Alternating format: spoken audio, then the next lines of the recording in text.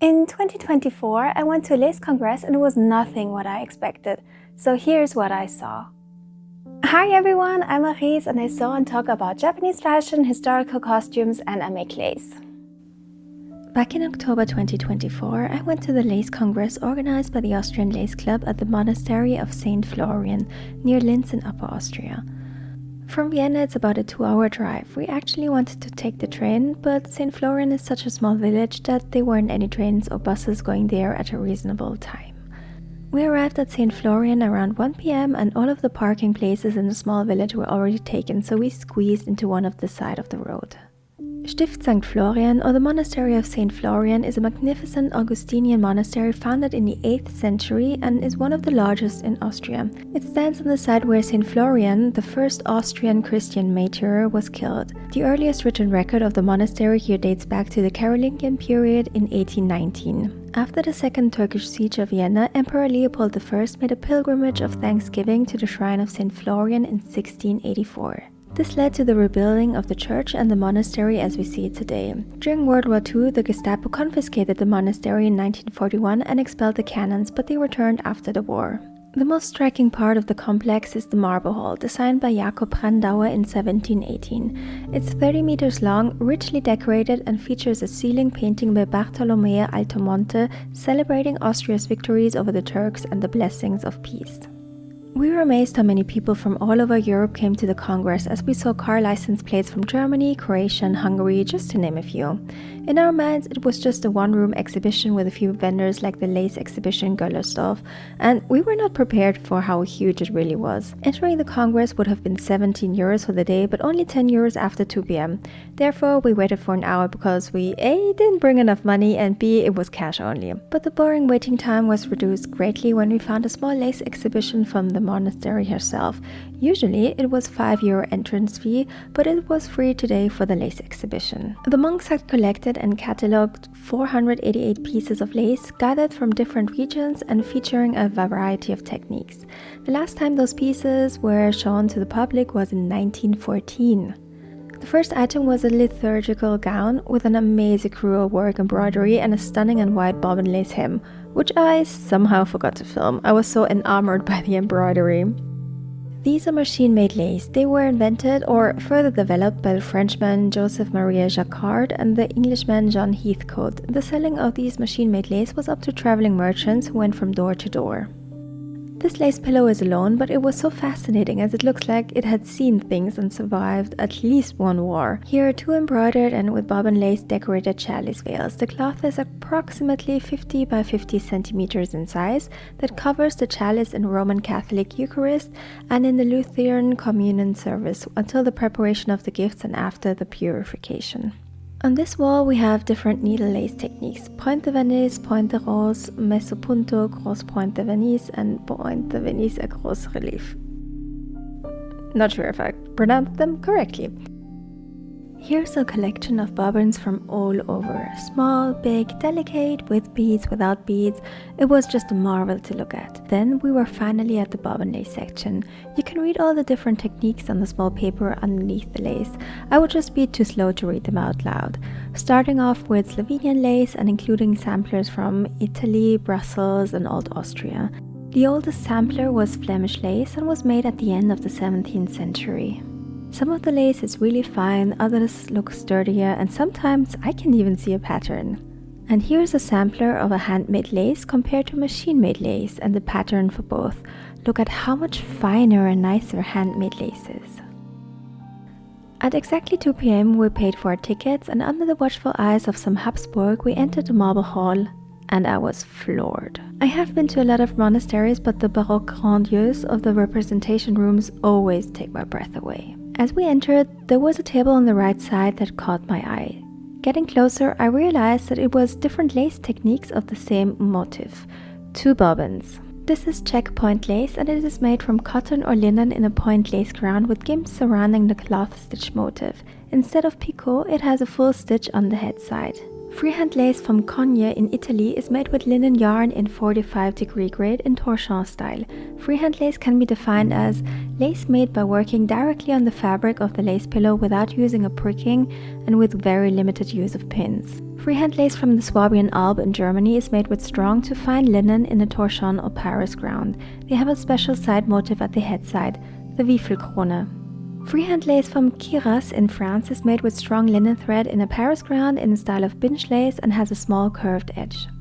This is crepe lace from Greece, a lace type which is made out of cotton garn. A cloth stitched offers a stark contrast to the airy ground. Christian IV of Denmark lace belongs to the Kipur lace. Kipur connects the motifs with bars or plates rather than net or mesh. It is made out of fine cotton and has plates, picot and tallies.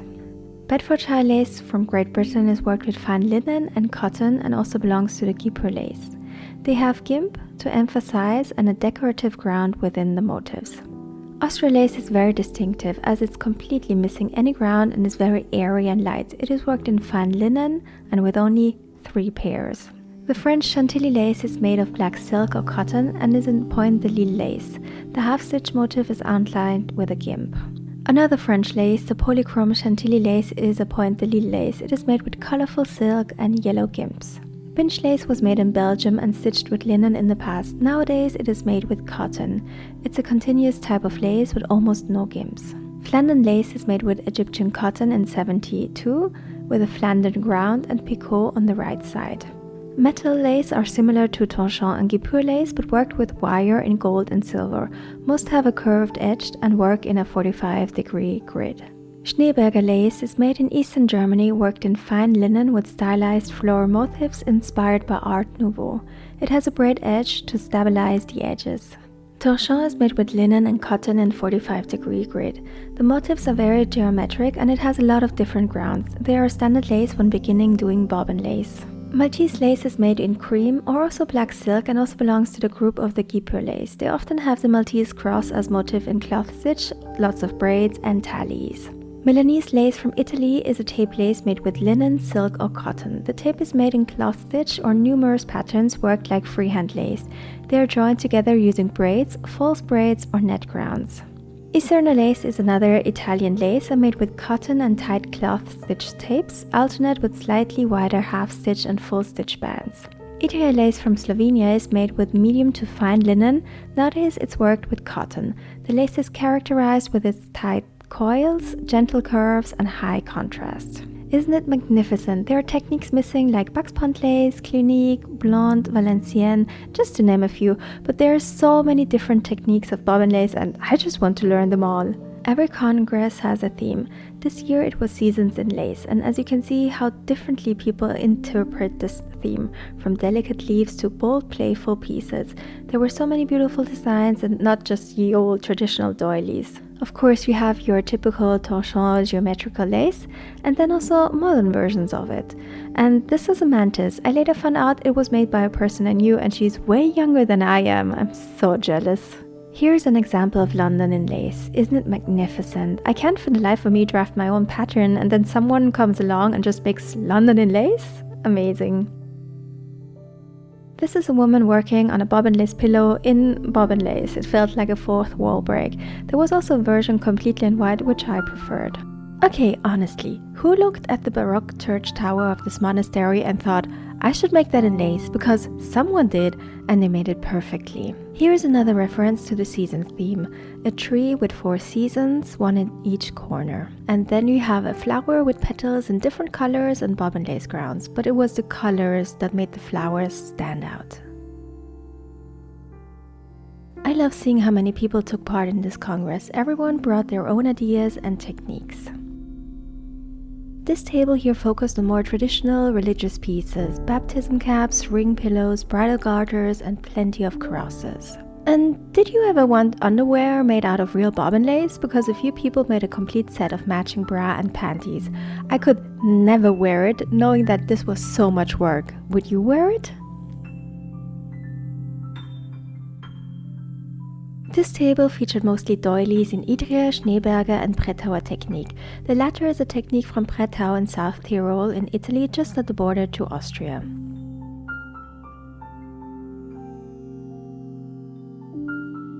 In the top corner you can see 3 lace cylinders all made with bobbin lace. The effect is really stunning and I can imagine so many uses for them, like candle decorations or even larger napkin rings. This table mostly had jewelry, bracelets, earrings, chokers, brooches, and everything your heart desires.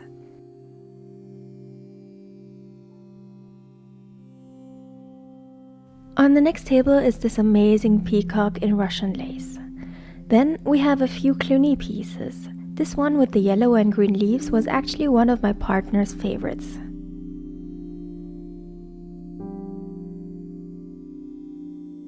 And then look at this amazing torchon fan. I want one too!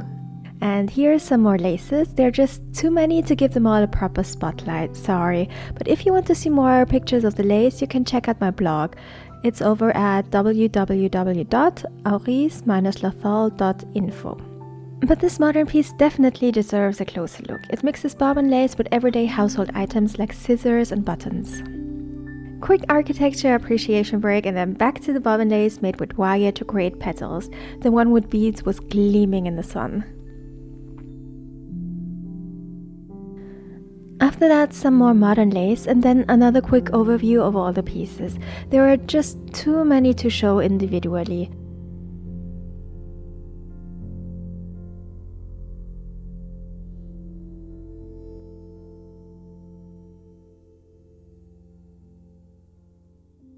Still, one piece caught my eye, this almond-shaped one with those fun picots along the sides. My partner and I were so excited when we saw this piece. It's the logo of the popular Dungeons & Dragons tabletop role-playing game, a game that we both fell in love with just earlier this year. I tried to find the maker of this lace, and I did find him, but I could not contact him.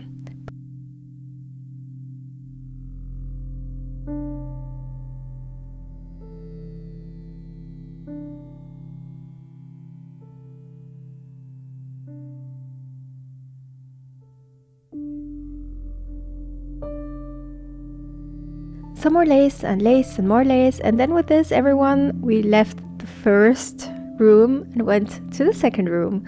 We found ourselves in a long corridor with more lace, but also art from the monastery. The stained glass windows looked beautiful. The second room was just as beautiful as the first, but a lot smaller. It had people showing off their skills at tatting, Klosterarbeiten, and also a few modern bobbin lace designs.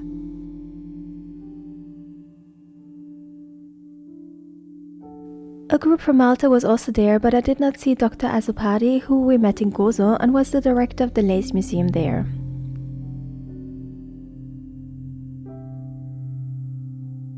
There was a small collection of antique lace and this wonderful "Please don't touch" sign made in bobbin lace. Don't touch the "don't touch" sign. Also, there was a whole freaking ship made entirely out of bobbin lace, complete with little ocean animals and seaweed at the bottom. The sails were delicate lace too, and it honestly looked simply stunning.